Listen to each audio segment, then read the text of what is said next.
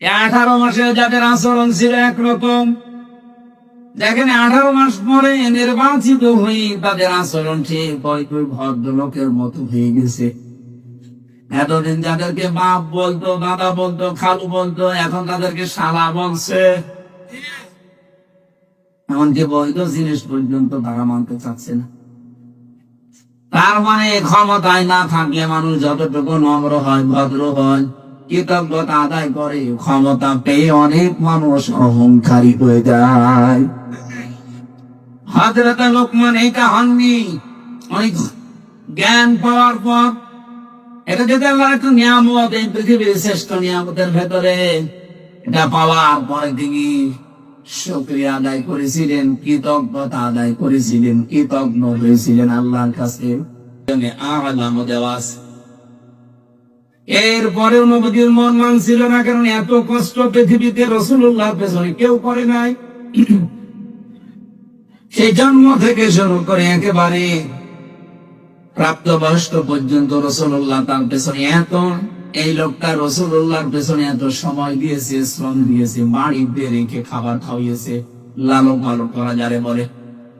বিশ্বনবী মুহাম্মদ রাসূলুল্লাহর মন মানে না, এজন্য তিনি আবু তালেবের কবরের পাশে গিয়ে দোয়া করেছিলেন, মাপ চেয়েছিলেন আল্লাহর কাছে, রব্বুল আলামিন তুমি আমার চাচা আবু তালেবকে মাফ করে দাও। সঙ্গে সঙ্গে জিবরাইল এসে বললেন, হে নবী হাত নামান। কার জন্য হাত তুলেছেন? মা কানা লিন-নাবিয়্যি ওয়াল্লাযীনা আমানু আন ইস্তাগফিরু লিল মুশরিকিন ইলা আখির আয়াত। সূরা তাওবার 113 নম্বর আয়াতের প্রথম অংশে আছে, কোন নবীর জন্য, কোন ঈমানদারের জন্য জায়েজ না, শোভনীয় না, উচিত না যে কোন মুশরিক মারা গেলে তার জন্য ক্ষমা চাবে। ওয়ালাউ কানু উলি কুরবা, যদি ওইটা নিজের নিকট আত্মীয় হয়।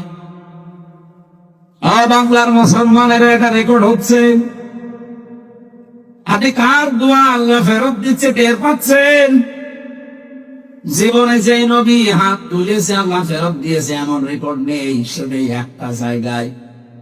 বিশ্ব নবী হাত তুলেছে, আল্লাহ ফেরত দিয়েছে, আমি তার পুরা জীবনী থেকে একটা জায়গায় পেয়েছি। মনের ভেতরে যার কামনা আসলে কবুল হয়ে যেত। মনের ভেতরে কামনা আসলে যার কবুল হয়ে যেত, সেই নবী হাত তুলে বসে আছে, আল্লাহ হাত ফেরত দিচ্ছে যে চাচা মুশরিক এই কারণে। অথচ বাংলাদেশে আমরা দেখি অনেক মুশরিক একেবারে টাটকা মরে যায়, আর আমরা দোয়া করি জান্নাতে দিয়ে আসি, মনে হয় যে আমরা কন্ট্রাক্ট নিয়েছি। জান্নাত আমাদের বাবা নাকি? আমাদের বাবা। এই ধোকার ভেতরে আছে আপনারা, আর আমরা ধোকা দিচ্ছি। নবীজির মতো মানুষ যদি দোয়া করে, দোয়া আল্লাহ ফেরত দেয় যে কবুল হবে না, চাচা মুশরিক। আপনার আত্মীয়তা দেখি হয়েছে, কোন কোন চিন্তায় আছেন আপনি নিজেকে প্রশ্ন করেন। এত ভালোবাসা মহব্বত দেখিয়ে লোকটা মাপ পায়নি, শুধুমাত্র তার জীবনে অনুসরণ ছিল না রাসূলুল্লাহ। আল্লাহ পাক এজন্য সূরা আলে ইমরানের 31 নম্বর আয়াতে জানিয়েছেন, যদি আল্লাহকে ভালোবাসি এ কথা প্রমাণ দিতে চাও, আমার রাসূলুল্লাহকে অনুসরণ করার মাধ্যমে দাও। ইউহিব্বুকুমুল্লাহ, এক নম্বরে আমি আল্লাহ নিজে তোমাদেরকে তাহলে ভালোবাসা আরম্ভ করছি এবং করব, করেছি না। ইউহিব্বু এটা মুজারে, কেউ যদি রাসূলুল্লাহকে অনুসরণ আরম্ভ করে, আমার আল্লাহ তাকে ভালোবাসা শুরু করবে। ভালো করে এই শব্দটা বোঝেন। কোরআনের কোন শব্দ যদি কেউ বোঝার জন্য চেষ্টা করেন, 500 টাকা আপনার ফোন আমাদের সবল। এই যে ভাই, এটাকে ঠিক আছে।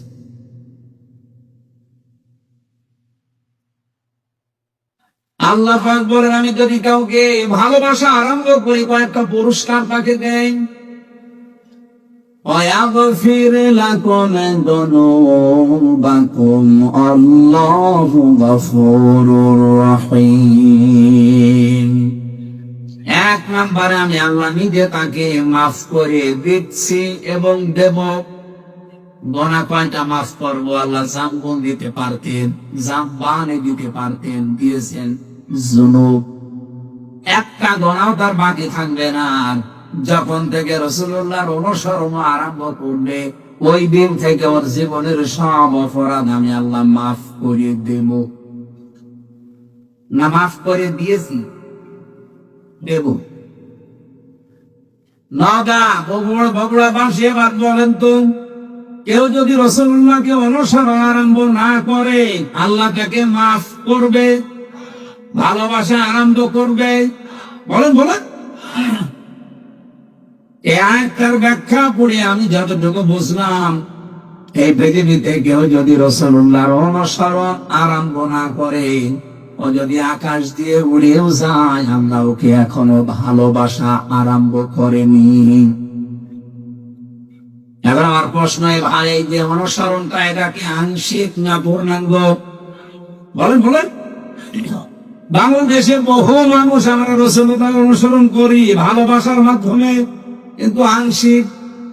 হয়তো টুপি দিয়ে, জুব্বা দিয়ে, দাড়ি দিয়ে, পাগড়ি দিয়ে, দস্তরখানা বিছিয়ে খাবার খাওয়া, এই অনুসরণ আমাদের শেষ। জীবন কি এই শেষ না আরো আছে?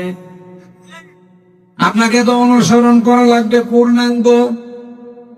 এই পূর্ণাঙ্গ অনুসরণের কথাগুলো যখন আমরা বিস্তারিত বলতে চাই, তখন যারা ওই আংশিক অনুসরণ করে অভ্যস্ত, তারা আমাদেরকে সভ্য মনে করে। কথা মনে হাত বুঝে ফেটেছেন না, বছর ভাঙ করে আছেন কারা? হাত পর্যন্ত আপনি এখনো বসেননি।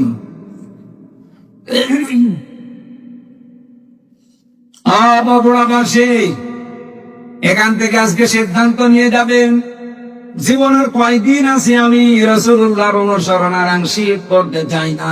যত ঝড় ঝাপটা আসুক না কেন, অনুসরণ আমি করতে চাই পূর্ণাঙ্গ। কথা বলে না কেন? আর রাসূলুল্লাহকে অনুসরণ করতে হলে কোরআনে কারীমকে ইত্তেবা, অনুসরণ, যেটা ফায়াত্তাবিউনা আহসানা, এর ভেতরে যে উত্তম কথাগুলো আছে সেগুলো অনুসরণের মাধ্যমে প্রমাণ দেওয়া লাগবে। আল্লাহ পাক এই কথা বলে শেষ করেননি, আয়াতটা শেষ করলেন, উলাইকাল্লাযীনা হাদাহুমুল্লাহ, এই মানুষগুলোকে আমি আল্লাহ হেদায়েত দিচ্ছি এবং দেব। এখানে ফাইল বা কর্তা সরাসরি আল্লাহ নিজে। রব্বুল আলামিন বলেন, আমি নিজে তাদেরকে হেদায়েত দেব। তাহলে আল্লাহর হেদায়েত পাওয়ার একটা শর্ত এখানে পেলাম। কোরআনে এখান থেকে আজকে যা শুনবেন, এটা আজকে থেকে জীবনে অনুসরণ করার সিদ্ধান্ত নিয়ে বাড়ি যাওয়া লাগবে। উলাইকা হুম উলুল আলবাব, তাহলে আল্লাহর দৃষ্টিতে আপনি বুদ্ধিমান, জ্ঞান সম্পন্ন, বুদ্ধিমান বলে বিবেচিত হবেন। আল্লাহ আমাকে সহ প্রত্যেককে আজকের তেলাওয়াতকৃত আয়াত থেকে মূল শিক্ষাগুলো নিয়ে বাড়ি যাওয়ার তৌফিক দেন, বলেন আমিন। দরুদ আর সালাম আমাদের নবী মুহাম্মদ রাসূলুল্লাহ সাল্লাল্লাহু আলাইহি ওয়াসাল্লামের প্রতি। আমি তেলাওয়াত করেছি আপনাদের অনেকের পরিচিত সূরা লোকমানের 12 নম্বর আয়াত। 34টা আয়াত আছে, 4টা রূকু আছে, মক্কায় নাযিল হয়েছে। একটা মাত্র আয়াতের উপরে আমাদের আজকের কথা হবে ইনশাআল্লাহ। এই পৃথিবীতে যত জ্ঞানী বান্দাদের নাম আমরা শুনেছি, তাদের ভেতরে অন্যতম একজন মানুষ লোকমান। আমি কাল জীবনী পড়তে গিয়ে পেয়েছিলাম, ইবনে কাসির বর্ণনা দিচ্ছে এই পৃথিবীতে 3 জন কালো মানুষের নাম পাওয়া যায়। একজন হযরত ওমরের খাদেম ছিলেন, মাহাজা। 2 নম্বরে হযরত বেলাল রাদিয়াল্লাহু তাআলা আনহু। 3 নম্বরে লোকমান আলাইহিস সালাম। চেহারা এত কালো, আমরা তো বুঝবো কালো বললে কি কাক অথবা হাড়ির তলা অথবা এই যে মাইক্রো, এ তো কি কালো। এর চাইতে হযরত লোকমান আলাইহিস সালাম আরো কালো ছিলেন। তার ঠোঁট গুলো ছিল ঝুলে যাওয়া, মাথার চুল গুলো ছিল উস্ত খুস্ত, চেহারা ছিল একেবারে বেঁকে, একেবারে শর্ট। বলেন তো সিহারার যে বর্ণনা এতক্ষণ বললাম, ওনাকে যদি এখন সামনে আমি বারবার দেখতে মনে চাবে, অথচ এই মানুষটার মর্যাদা আল্লাহর কাছে এত বেশি। রব্বুল আলামিন কোরআনে কারীমের 34টা আয়াত সম্বলিত একটা সূরা তার নামে নাযিল করে তাকে চিরন্তন করে দিয়েছে। তাকে চিরন্তন করেছিলেন কোন কোন কারণে?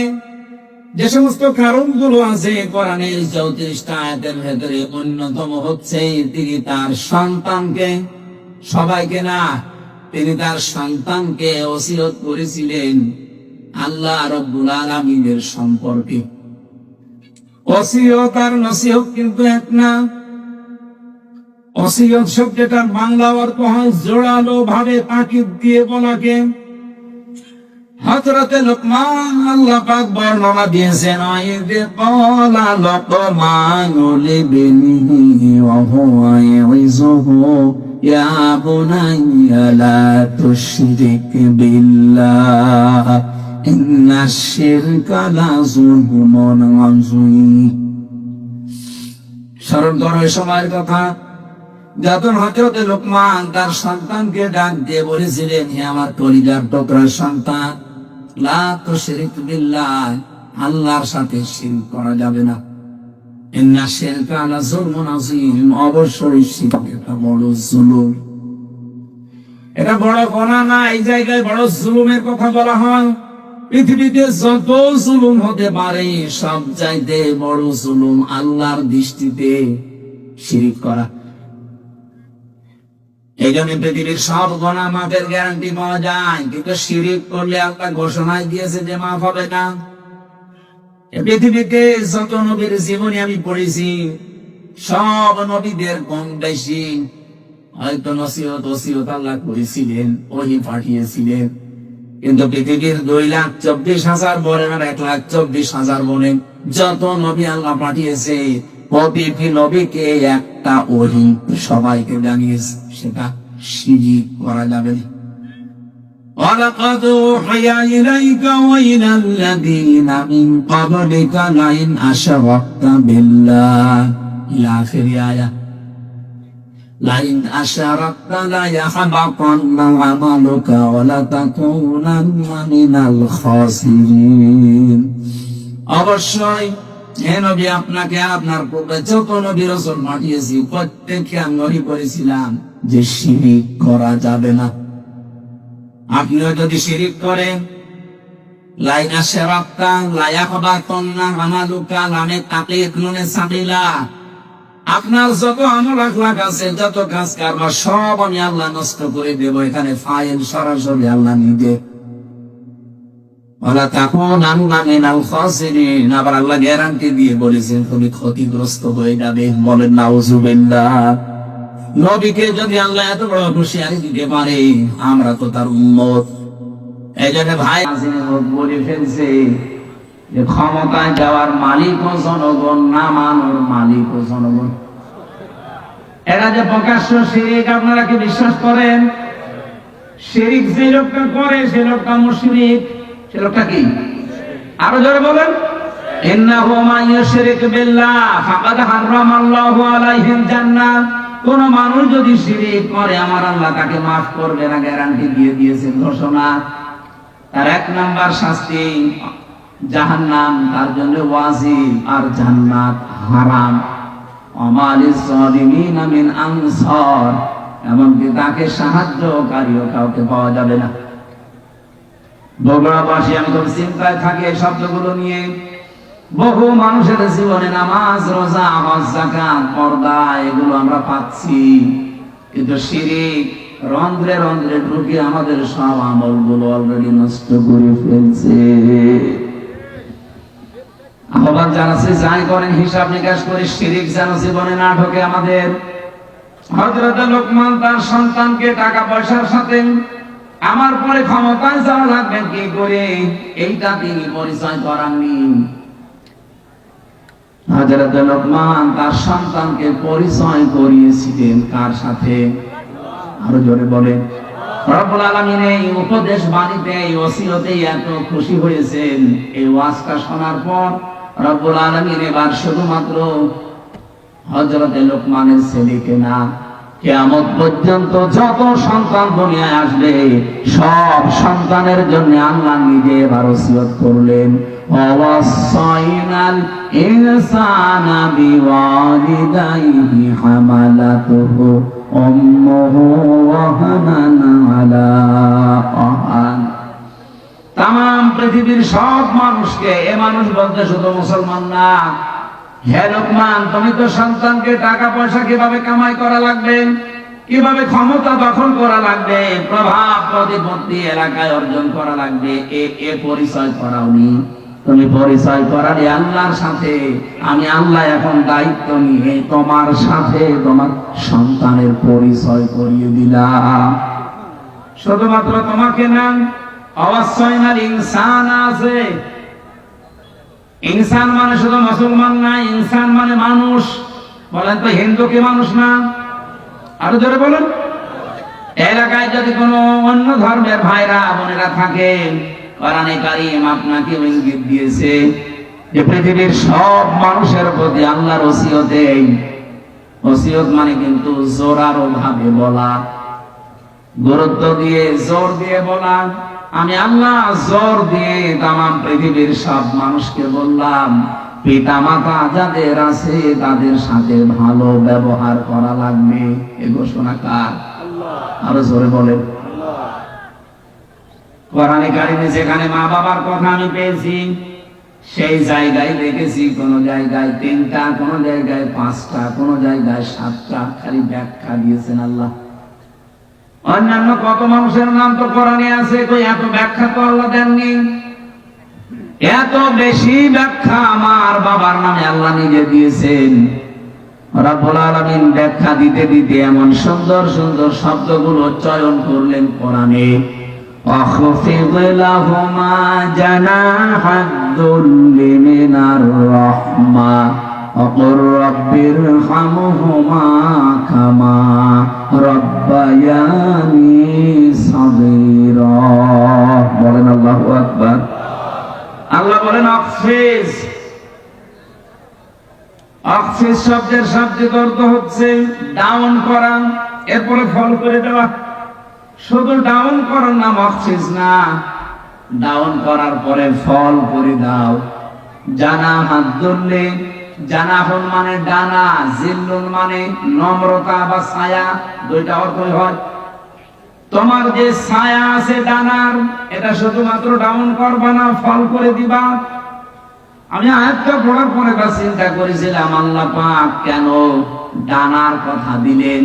কোন মানুষের তো দুনিয়ায় ডানা হয় না, ডানা হয় পাখির। কার? আমাদের কি ডানা আছে?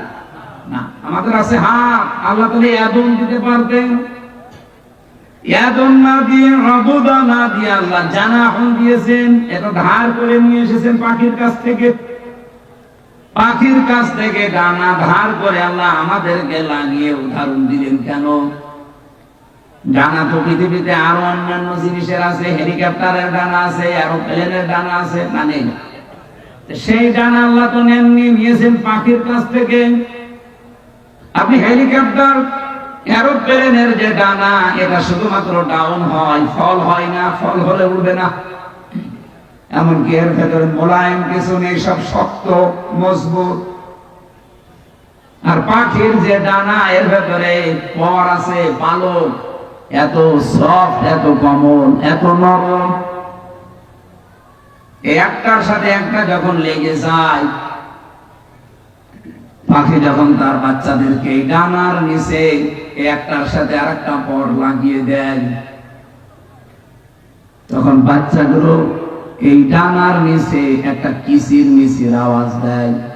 এটাকে বাংলায় বলা হয় অনির্বচন সুখ। তার মানে বাচ্চাগুলো মাকে বোঝাতে চায়, মা তুমি যেভাবে আমাদেরকে আগলিয়ে রেখেছো, তোমার ডানাগুলো শুধুমাত্র ডাউন করনি, ডাউন করার পরে ফল করে দিয়েছো। এই জন্য আমরা এমন নিরাপদে আছি যে আমাদেরকে আর অন্তত কোনো শত্রু দেখতে পাচ্ছে না, আমাদের ক্ষতি হওয়ার আর কোনো সম্ভাবনা নেই। আল্লাহ পাক বলেন, পৃথিবীর সন্তানেরা মার বাবা তোমার জীবদ্দশায় যেন এইটা মনে করে যে আমার সাইফুল্লাহ থাকতে আমার আর কোনো চিন্তা নেই। আমার মনে হয় এরকম কথা মনে করার মতো সন্তান বাবা মা অনেক কম। অধিকাংশ পরিবারের সন্তান থাকা এটা আরো ঝামেলা।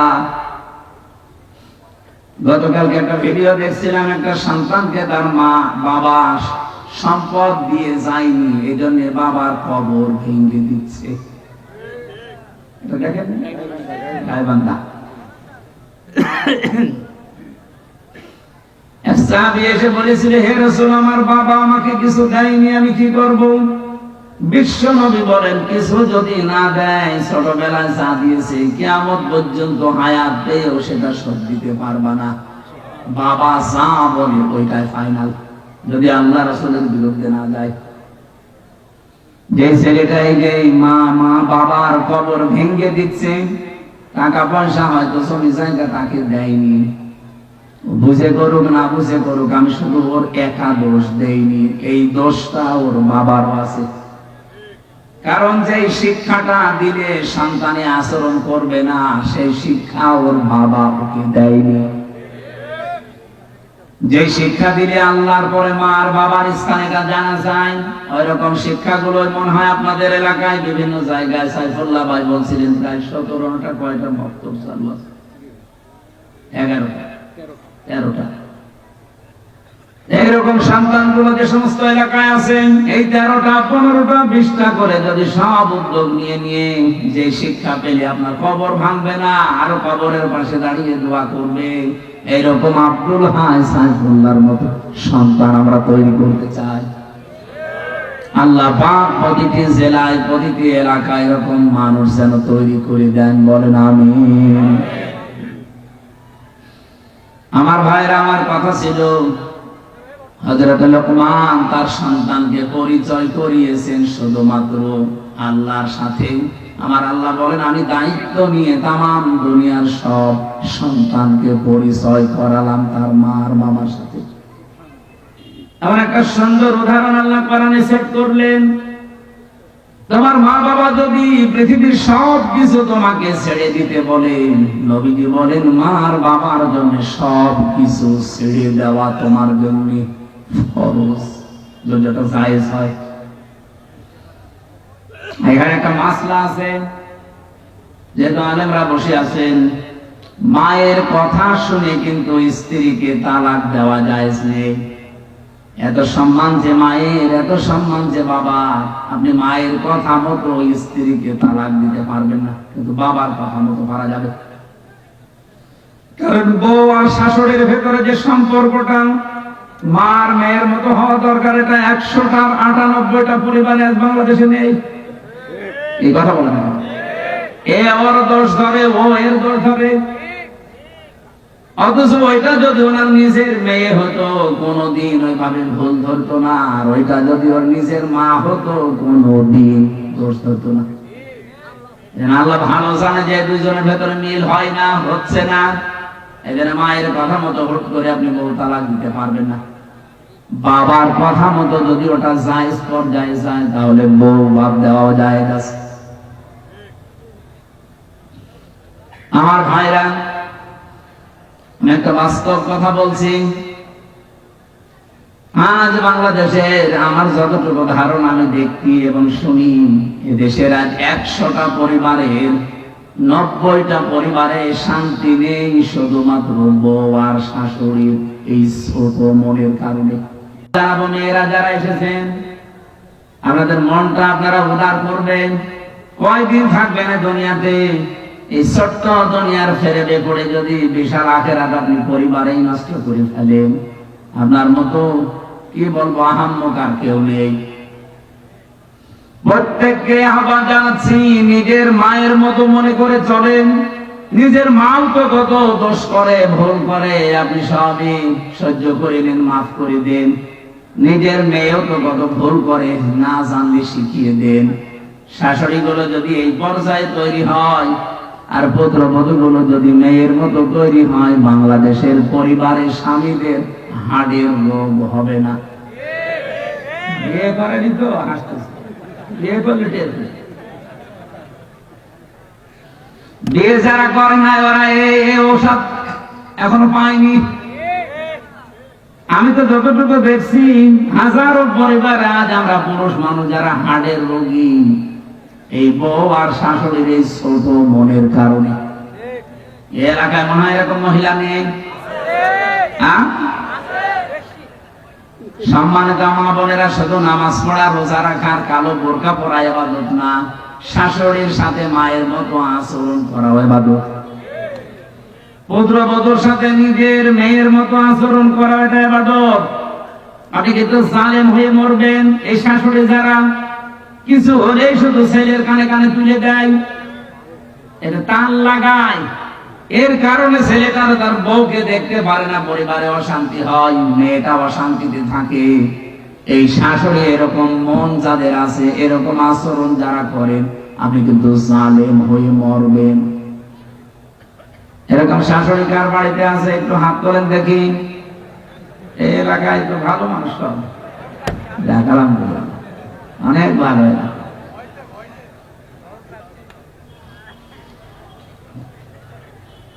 আমি কোরআনে কারিমের এই যে ব্যাখ্যামূলক আয়াতগুলো যখন পড়ি, আমার মনে হয় আল্লাহ তুমি কি বললে আর আমাদের পরিবারে কি চলছে।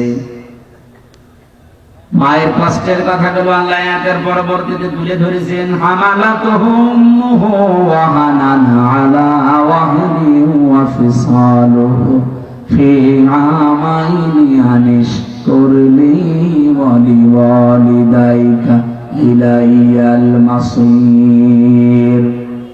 আল্লাহ বলেন, এত কষ্ট করে মা তোমাকে পেটে বহন করে। আমি হামালাতুহু উম্মুহু ওয়াহানানের ব্যাখ্যা পড়েছি। একটা মা পৃথিবীর জমিনে একটা সন্তানকে ডেলিভারি দেওয়ার সময় 57 ইউনিট কষ্ট সহ্য করে। বিজ্ঞানী আয়াতের ব্যাখ্যা করতে গিয়ে জানিয়েছে, এই পৃথিবীর যত শক্তিশালী মানুষ হোক, এমনকি যদি ডোনাল্ড ট্রাম্প হয়, ও সর্বোচ্চ 47 না 45 ইউনিট কষ্ট সহ্য করতে পারবে।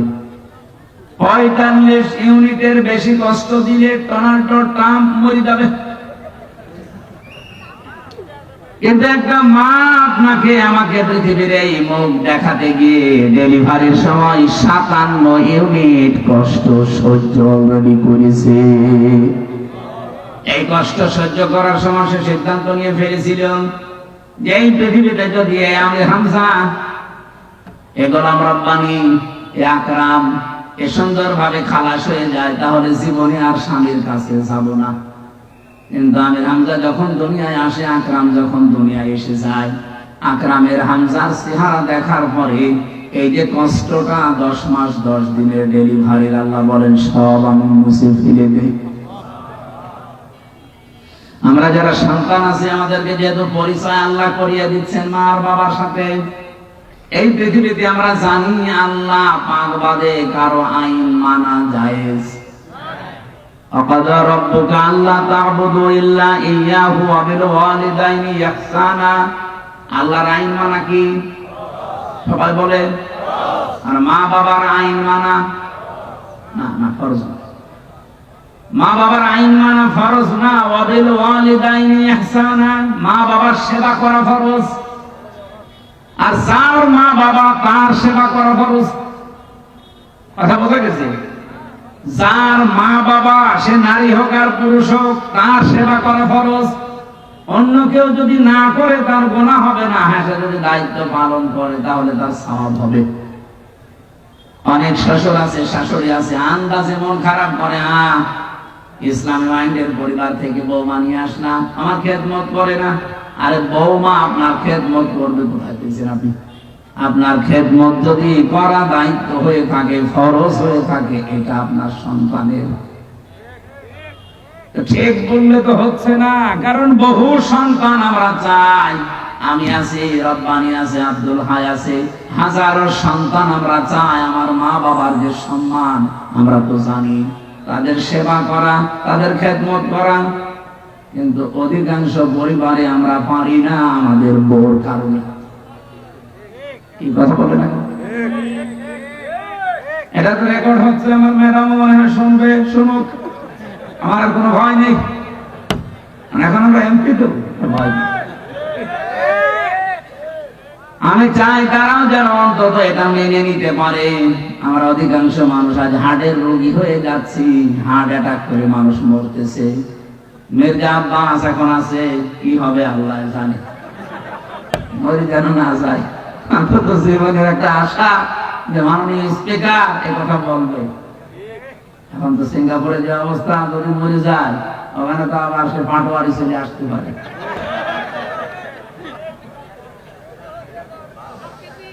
বগুড়াবাসী, এবার আমি যে কথা তুলতে চেয়েছিলাম, আমার 8টা পয়েন্টের উপর আজকে আলোচনা আমি নোট করেছি। রব্বুল আলামিন যে 3 জন কালো মানুষের নাম বললাম তাফসীরে, এটা মারিফুল কোরআনে পাবেন। এই 3 জন কালো মানুষের ভেতরে হযরতে লোকমান একজন। আল্লাহ পাক বলেন, আমি আল্লাহ তার মর্যাদা এত বেশি বাড়িয়েছি কেন জানো?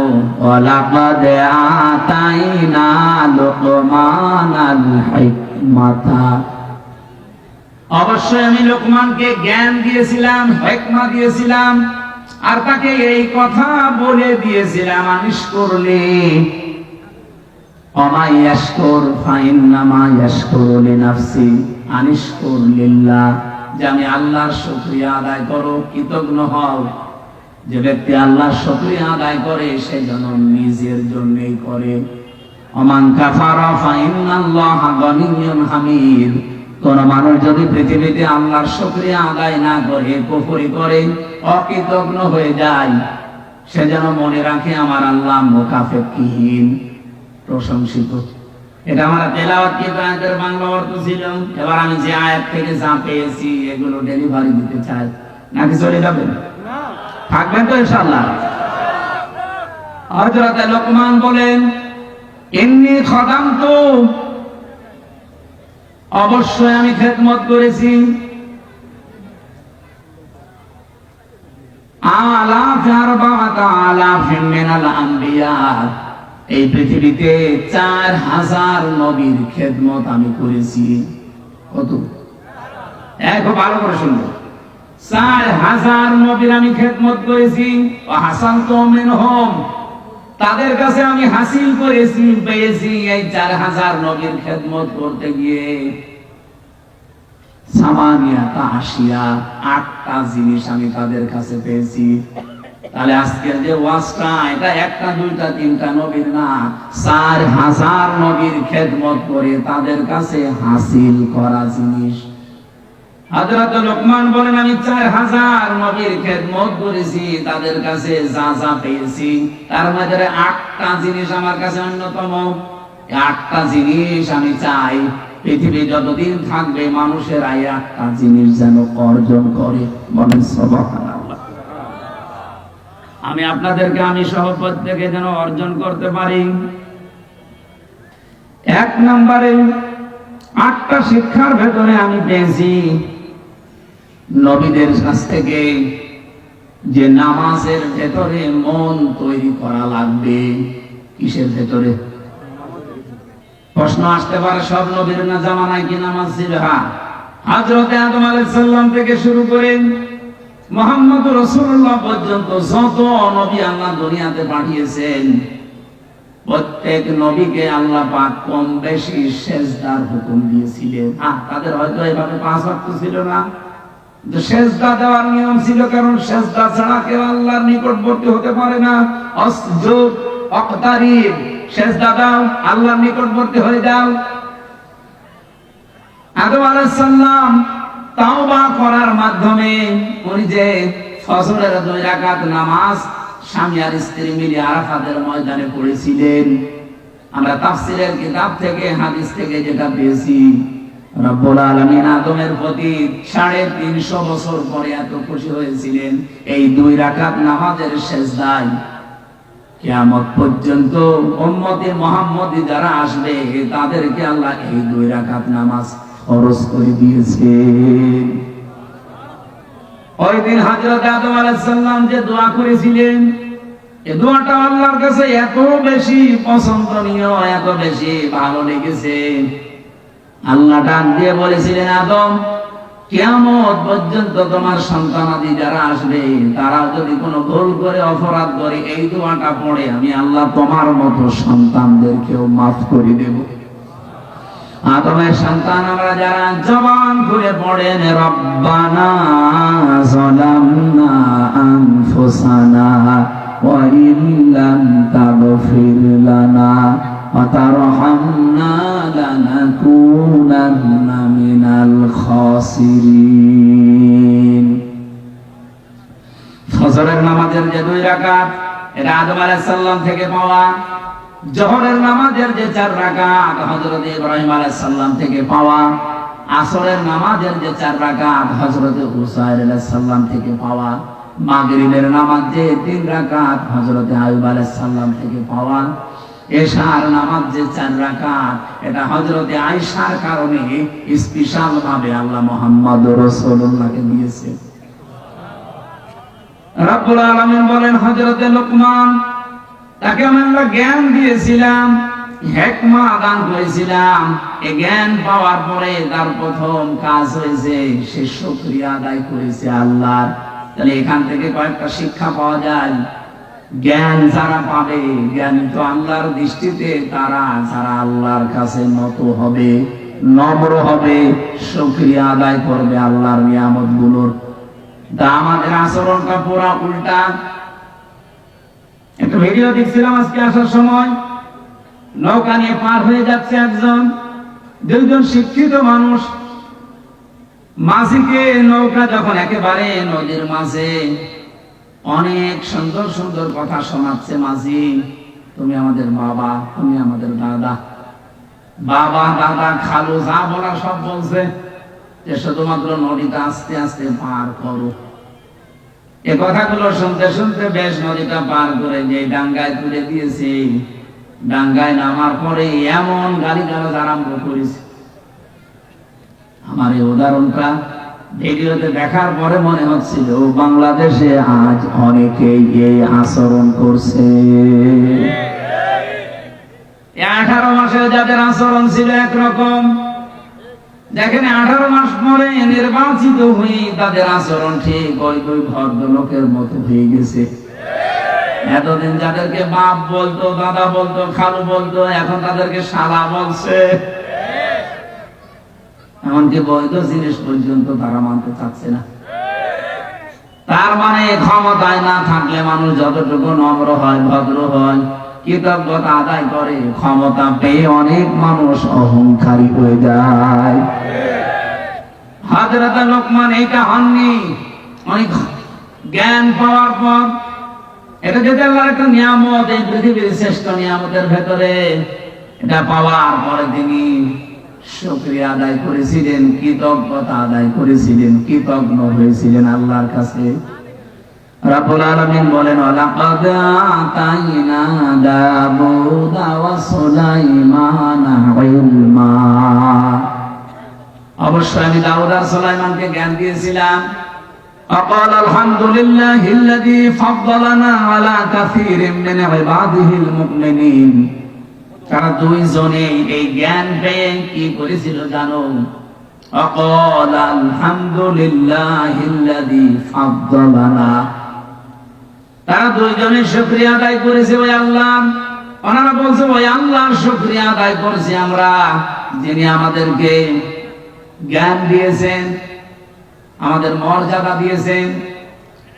মেনে আলা কাসিরিন মিন ইবাদিহিল মুমিনিন, পৃথিবীতে বহু মুমিন বান্দাদের উপরে আমাদের মর্যাদা যিনি বাড়িয়েছেন, তার দরবারে আমরা শুকরিয়া আদায় করছি। তাহলে জ্ঞান পাওয়ার পরে জ্ঞানী মানুষদের আচরণ হওয়া দরকার। তারা নত হবে আল্লাহর দরবারে, দরবারে ইলাহিতে তারা আরো নম্র হবে, ভদ্র হবে, মাথা নত করবে। আর আমাদের মুসলমান আমরা দাবি করে দেখছি আমাদেরটা পুরা উল্টা।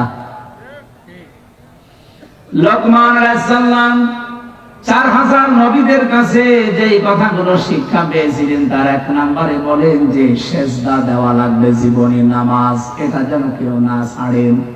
প্রত্যেক নবী যেহেতু এটা পেয়েছিলেন। 2 নম্বরে তিনি বলেন আমি এই শিক্ষাটা নবীদের কাছ থেকে পেয়েছি, যদি কেউ কারো বাড়িতে প্রবেশ করেন সে যেন উকি ঝুঁকি না দেয়। আজ আমাদের সামাজিক জীবনে এটা আছে না নেই? বেশ ভালো মানুষ মনে হয়, বাড়িতেও ঢোকে, সালাম দিয়ে ঢোকে, ঢোকার পরে শয়তান তার দখল করে নেয়, বাড়ির ভেতরে শুধু এদিকে ওদিকে উকি চুকি দেয়। উনি বলেন 4000 নবীর খেদমত করে আমি এইটা পেয়েছি যে কারো বাড়িতে ঢুকলে উকি চুকি দেওয়া যাবে। কথা বুঝেছেন? অনেক মানুষ চালাকি করে, আমি দেখি বাড়িতে, বাড়ির বাইরে দাঁড়িয়ে সালাম দেয়, আসসালামু আলাইকুম। এটা দেওয়ার পরে জিজ্ঞাসা করে, করতে করতে বাড়ির ভেতরে প্রবেশ করে সব দেখা শেষ। না, এই চালাকি করা যাবে না, কোরআনের নিষেধ। ইয়া আইয়ুহাল্লাযীনা আমানু লা তাদখুলু বুয়ুতান গায়রা বুয়ুতিকুম হাত্তা তাস্তানিসু ওয়া তুসাল্লিমু আলা আহলিহা। রব্বুল আলামিন বলেন, হে নবী, ইমানদারদেরকে বলেন, নিজের ঘর হোক আর অন্যের ঘর হোক, সালাম দেওয়া অনুমতি ছাড়া কারো বাড়িতে যাওয়া, এটা আমাদের আর সামাজিক জীবনে আছে। বলেন বলেন, এটা আল্লাহ যেন আমাদের মেনে চলার তৌফিক দেন, বলেন আমিন। এটা অনেকেই হেলায় খেলায় নষ্ট করে, আমলটা করতে চায় না। না, এটা অনেক গুরুত্বপূর্ণ বিষয়, কোরআনে আল্লাহ যেহেতু দিয়েছেন। বহু মানুষ এই ছোট্ট আমলটার ভেতরে, এরপরে আমি কিছু আয়াতের ব্যাখ্যা পড়ে তাফসিরে দেখেছি, আজ যারা নিজেদের স্ত্রীকে প্রথম 1 বছর 1.5 বছর 2 বছর ভালো লাগে, কিন্তু এরপরে দেখি সংসার আর টেকে না, নিজের বউর চাইতে অন্যের বউ দেখলেই কেমন যেন ভালো লাগে। এরকম আমি দেখিনি? আপনি আছেন এরকম? এই রব দেশে আছে না নেই বলেন তো? প্রথম কিন্তু ভালোই লাগে। কালকেও একটা বিচার এসেছিল আমার কাছে, প্রায় রাত 10:30 পর্যন্ত এটার বিচার আমি করেছি। একজন মাওলানা, আমি নাম নিলাম না, উনি এসে ওনার স্ত্রী সহ 2 জনই এসেছেন। স্ত্রীর অভিযোগ হচ্ছে যে এমপি সাহেব, এ স্বামী আমার প্রথম বিয়ের 3 মাস 4 মাস 6 মাস 1 বছর খুব ভালোবেসেছে, কিন্তু এখন যেন আমার দিকে আর মন নেই। মাওলানা আমারে আস্তে করে বলছে যে হ্যাঁ, আসলে তো কথা একেবারে মিথ্যা না, প্রথম ভালোই লাগতো, কিন্তু এখন আমার অন্যের বউ দেখলেই ভালো লাগে, আমার তার ভালো লাগে না। এটা একটা রোগ, এর ঔষধ আছে না নেই? বলেন বলেন। قل للمؤمنين يغضوا من أبصارهم ويحفظوا فروجهم ذلك أزكى لهم إلى آخر آية। হে নবী, মুমিন পুরুষদেরকে বলেন তারা যদি এই 2টা ঔষধ খেতে পারে, 1 নম্বরে আপনি চক্ষুকে নিম্নগামী করবেন, 2 নম্বরে লজ্জা স্থানের হেফাজত করবেন। বহু ডাক আসবে, বহু ষড়যন্ত্র চক্রান্ত শয়তান পিছিয়ে রাখবে। এই 2টা ঔষধ যদি কেউ মাত্র 1টা মাস একটু পালন করতে পারেন, আল্লাহর কসম আমি এই আয়াতের বিশ্বাস নিয়ে বলছি, আপনার নিজের বউ ভালো লাগবে, অন্যের বউ তখন আপনার কাছে খারাপ লাগবে। 1টা মাস একটু করে দেখেন, চক্ষুকে নিম্নগামী করবেন, যেটা দেখা যায় না এটা দেখবেন না, আর নিজের লজ্জার স্থানটা একটু বাঁচিয়ে রাখেন। 1 মাস 6 মাস 1 বছর না, 1 মাস যদি এভাবে একটু কন্টিনিউয়াস করা যায়, আল্লাহর সাহায্য আসবে। তখন আর এই হাজারো পরিবারে যে সংসার আজ ভেঙে যাচ্ছে, এইটাও বন্ধ হবে। এখানে যারা এরকম রোগী আমরা আছি, আমরা যেন রোগ মুক্ত হতে পারি, আল্লাহ তৌফিক দেন, বলেন আমিন। সত্যি করে বলেন তো, এরকম রোগ আছে কার? কোন এলাকায় বাস করতে আসলাম? এটা সব আল্লাহর ওলি। এরকম কোন রোগ এই এলাকায় নেই। এটা শুধু পুরুষের ক্ষেত্রে না, মেয়েদের ক্ষেত্রেও। আজ হাজারো পরিবারে খালি ডিভোর্স আর ডিভোর্স চলছে, এই একটা মাত্র কারণে। নিজের চোখের হেফাজত নেই, 2 নম্বর লজ্জা স্থানের হেফাজত করে না। স্বামী বাড়ি না থাকলে বহু মহিলা আছে আল্লাহকেও ভুলে যায়, স্বামীকেও ভুলে যায়। এই 2টা জিনিসের গ্যারান্টি একটু নেন।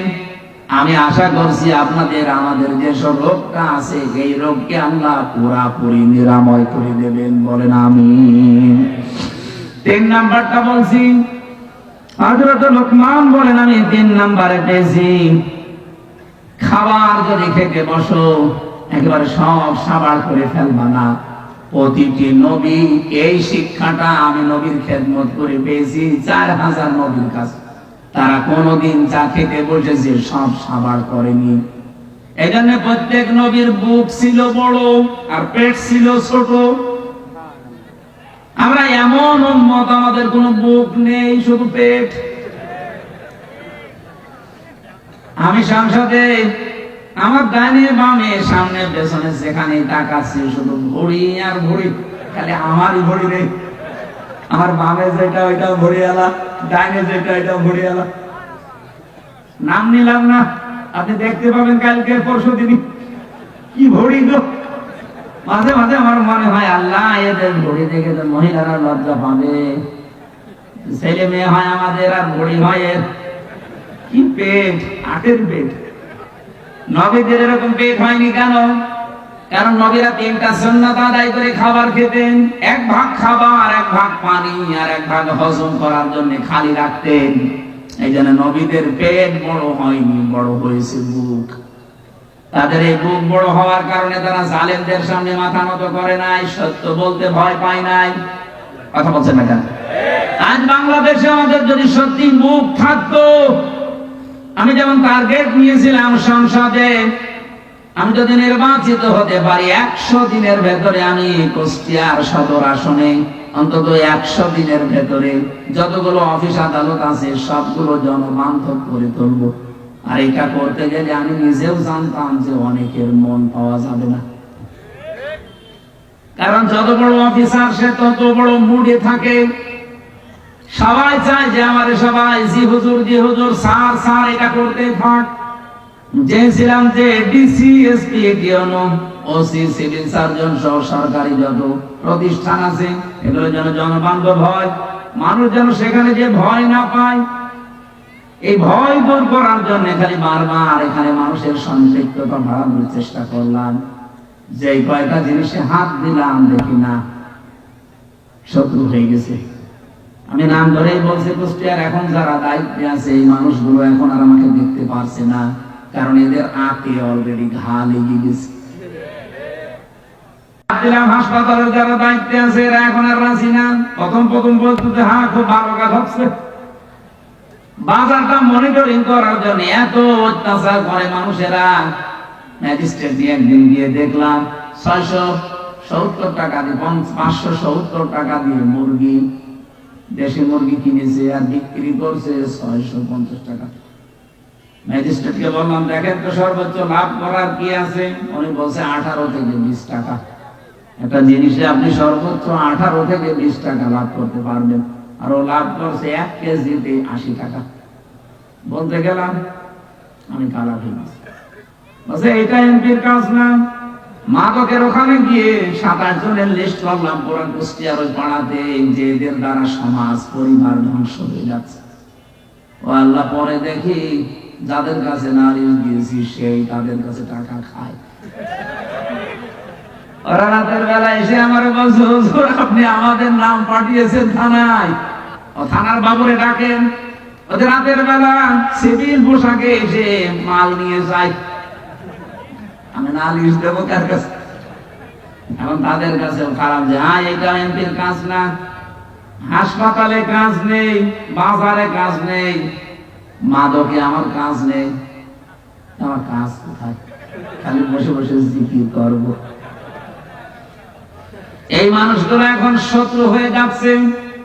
যেরকম একটু বন্ধু মতো ছিল সাবেক ডিসি, তারা অলরেডি 17টা করে তাড়িয়ে দিয়েছে, কুষ্টিয়া থেকে বদলি করে দিয়েছে। এত বড় অপরাধ করার পর কোনো অনুশোচনা তাদের নেই। এই মানুষগুলো বুক উঁচু করে মাইকের সামনে বলে আমাদের কথা শোনে না, এই জন্য তাকে আমরা বদলি করে দিয়েছি। লজ্জা। আমি ওই দিন স্ট্যাটাস দিয়েছিলাম যে সৎ, যোগ্য এবং ভালো মানুষের কদর বাংলাদেশে নেই। যে যত বড় দুর্নীতিবাজ সে এই দেশের তত বড় হিরো। দেশের একেবারে 12টা বাজিয়ে দিচ্ছে যারা, তারাই নাকি এই দেশের এখন সর্বোচ্চ জায়গায়। আমার ভাইরা, আমি যে সিদ্ধান্ত নিয়েছিলাম এগুলো আমি পালন করব, এই কারণে আমি কোরআনে কারীম থেকে এটা জানি, দুনিয়ার সবাই যদি আমার শত্রু হয়ে যায়, আমি যে বুক বড় করেছি, বুক মানে বড় বুক এইটা বলে না, এ বুকের ভেতরে আল্লাহ যে সৎ সাহস দিয়েছে, আমার কুষ্টিয়ার যারা দায়িত্বে আছে এরা কেন সারা পৃথিবী আমার বিরুদ্ধে চলে গেলেও ডন্ট কেয়ার, কিছু মনে করি না।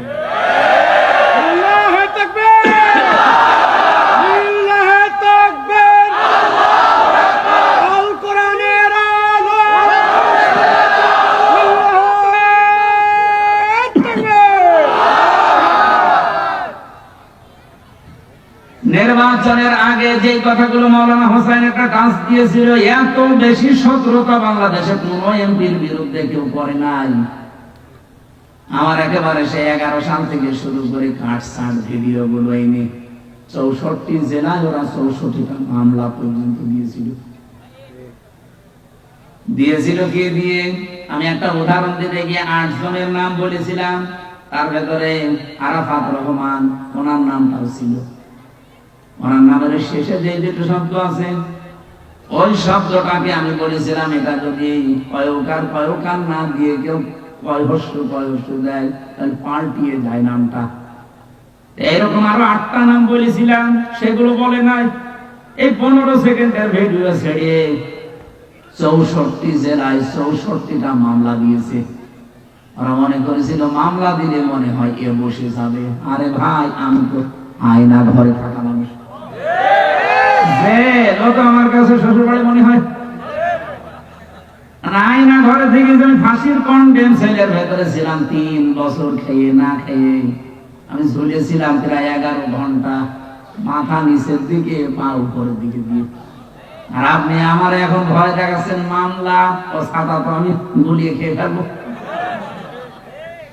এই জন্য আমাদের বুক বড় করা লাগবে ভাই। মাওলানা আব্দুল হাই সাইফুল্লাহ ভাই আমার বড় ভাই, আমি চাই আমাদের বুক যেন এরকম বড় হয় নবীদের মতো। প্রতিটি নবীর বুক ছিল বড়, তার মানে বুকের ভেতরে সাহস ছিল, আর পেট ছিল একেবারে ছোট। আজ বাংলার আলেম ওলামা গুলো যদি আমরা বুক বড় করতে পারতাম, বুকের সাহস নিতে পারতাম, আমার মনে হয় রামবাম আর জেনারেল মানুষগুলো আলেমদের কদর আরো বেশি করছে। এ দোষ শুধু আমাদের নিজেদেরই। আমি বুক বড় বলতে কিন্তু শুধুমাত্র একেবারে ডোনাল্ড ট্রাম্পের মতো এভাবে বুক বড় বোঝাইনি, এর ভেতরে সাহস লাগবে, ঈমান লাগবে। হযরত লোকমান বলেন, আমি নবীদের কাছে 4000 নবীর কাছে এইটা পেয়েছিলাম, 4 নম্বরে পেয়েছি প্রত্যেকটা নবীর কাছ থেকে যে কথা বলতে হলে হিসাব করে বলা লাগবে। কত মানুষ আজকে কথা বলছে দেখেন, হিসাব নেই। কত মন্ত্রী আজ কথা বলছে, তেল দিতে পারে না, একটু সরি বলবে না, আচ্ছা হেঁটে চলাফেরা করতে পারেন না, শরীর ভালো থাকবে। মানে মাথা থেকে পা পর্যন্ত পিটানো দরকার সব।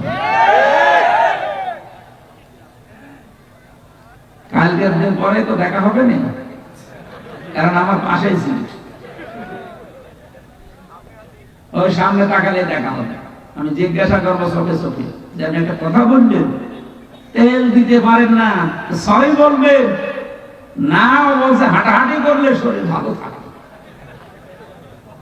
সংসদের মেন গেট থেকে ভেতর পর্যন্ত এতটুকু পথ উনি হেঁটে আসে না, গেটে নামে, এরপরও মানুষের ঘাড়ে হাত দিয়ে যায় ভেতরে। আর সে যদি এই কথা বলে, কথা হিসাব নিকাশ করে বলা দরকার না? গতকালকে একজন এক কথা বলে, অলরেডি সারা দেশে এখন 92% মুসলমানের কলিজায় অন্তত রক্তক্ষরণ হচ্ছে যদি মুসলমান দাবি করে থাকে। উনি বলেছে ধর্মভিত্তিক রাজনীতি, ধর্ম কায়েম করার জন্য এই দেশে মুক্তিযুদ্ধ হয়নি, হয়েছে কিসের জন্য? ধর্ম যদি না থাকে দেশে, শুধু ইসলাম ধর্ম বলছি না, প্রত্যেকটা ধর্ম, কোন ধর্ম খারাপ কিছু করতে বলে না। ধর্ম যদি না থাকে আপনি কিভাবে থাকবেন, কোন পরিচয়ে থাকবেন বলেন?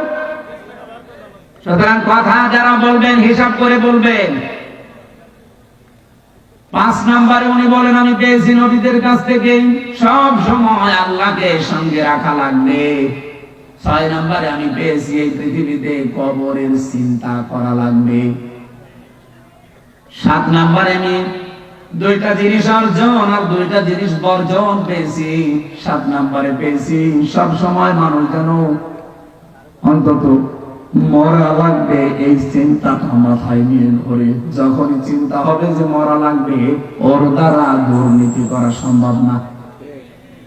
সর্বশেষ আমি 8 নম্বরে প্রত্যেক নবীর কাছে এটা পেয়েছি যে জীবনে আমাদের যেন কোনো বিষয়ে অহংকার না আসে। আল্লাহ পাক এই 8টা জিনিস 4000 নবী এগুলো শিখিয়েছে। উনি বলেন হাসল তো আমি হাসিল করেছি, পেয়েছি মিনহুম এই নবীদের কাছ থেকে সামানিয়াতা আশিয়া। এই 8টা জিনিস কিয়ামত পর্যন্ত দুনিয়া যারা আসবে তারা যেন এই 8টা জিনিসকে ফলো করে চলতে পারে, আমরাও যেন পারি। বলেন আমিন। ওমা ইয়াশকুর ফাইন্নামা ইয়াশকুরু লিনাফসি। আল্লাহর কোনো লাভ নেই, এভাবে শুকরিয়া আদায় করে চলতে পারলে লাভ আমাদেরই। কারণ আমার আল্লাহ 2টা নাম এখানে দিয়েছেন, গনিয়্যুন হামিদ। উনি মুখাপেক্ষিহীন এবং প্রশংসিত। আমরা যদি কেউ দুনিয়ায় প্রশংসা আল্লাহর না করি, আল্লাহর ক্ষমতা হারিয়ে যাবে,